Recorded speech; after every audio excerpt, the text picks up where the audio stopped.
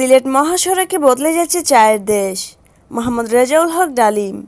সিলেট তামাবিল মহাসড়ক আলাদা লেন সহ 4 লেনের উন্নতিকরণ প্রকল্পটি বাস্তবায়িত হলে শুধু দেশীয় চাহিদাই নয়, আন্তর্জাতিক চাহিদাও পূরণ হবে। এটি হলে উপ-আঞ্চলিক সড়ক সংযোগ স্থাপন সহজ হবে। এছাড়াও প্রকল্পের বাস্তবায়নে উন্নয়নের ছোঁয়া লাগবে সিলেট সদর, দক্ষিণ সুরমা, জৈন্তাপুর ও গোয়াইনঘাট উপজেলায়ও। পাশাপাশি স্থলবন্দর, অর্থনৈতিক অঞ্চল, রপ্তানি প্রক্রিয়াকরণ অঞ্চলে যাতায়াত সহজ হবে। সর্বোপরি এ অঞ্চলের পর্যটন বিকাশের সুযোগ সৃষ্টি করবে, যা আর্থসামাজিক উন্নয়নে অবদান রাখবে। তাই প্রকল্পটি বাস্তবায়িত হলে বদলে যাবে চায়ের দেশ খ্যাত সিলেট অঞ্চল। জানা গেছে, সিলেট তামাবিল মহাসড়কটি 4 লেনে উন্নীতকরণের মাধ্যমে উপ-আঞ্চলিক সংযোগ সড়ক স্থাপন করছে বাংলাদেশ। এ মহাসড়কে একটি ধীরে চলা যানবাহনের জন্য বা slow moving vehicle traffic lane হিসেবে রাখা হবে। এর ফলে বাংলাদেশ উত্তর পূর্বাঞ্চলের সঙ্গে ভারত, ভুটান, নেপাল, মিয়ানমার ও চীনের ক্রস বর্ডার সংযোগ স্থাপন সহ উপ-আঞ্চলিক সড়ক যোগাযোগ স্থাপন করা সম্ভব হবে। একই সঙ্গে দক্ষিণ পূর্ব এশিয়ার দেশগুলোর সঙ্গে আমদানি ও রপ্তানি ও ব্যবসা বাণিজ্য সম্প্রসারণ করার পথ সুগম হবে।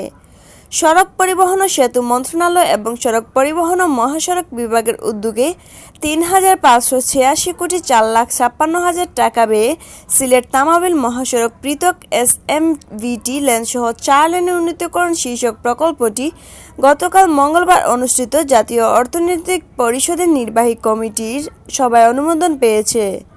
সড়ক ও জনপথ অধিদপ্তর প্রকল্পটি বাস্তবায়ন করবে।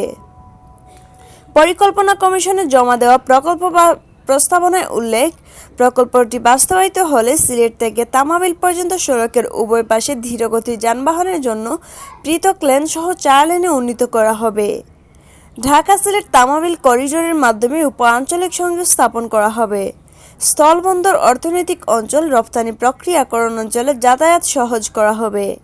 এই সড়ক পর্যটন বিকাশের সুযোগ সৃষ্টি করা সহ আর্থসামাজিক উন্নয়নে অবদান রাখবে।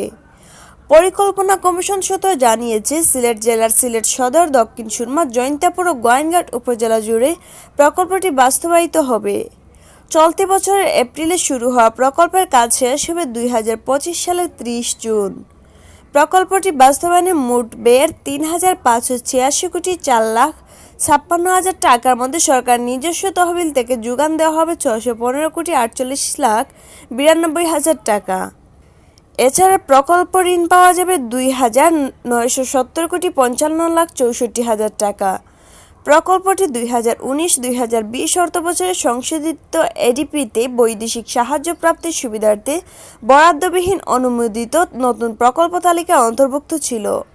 প্রকল্প প্রস্তাবনায় জানানো হয়েছে, প্রকল্পের আওতায় সড়ক পেভমেন্ট নির্মাণ করা হবে 56.16 কিলোমিটার, অ্যাসফল্ট প্লান্ট ও ইমালশন প্লান্ট সহ রক্ষণাবেক্ষণ ওয়ার্কশপ তৈরি করা হবে একটি, কালভার্ট নির্মাণ করা হবে 49টি, যার দৈর্ঘ্য 625.5 মিটার, ফুট ওভারব্রিজ নির্মাণ করা হবে 10টি, টুল প্লাজা নির্মাণ করা হবে একটি, এক্সেল লুড নির্মাণ করা হবে একটি।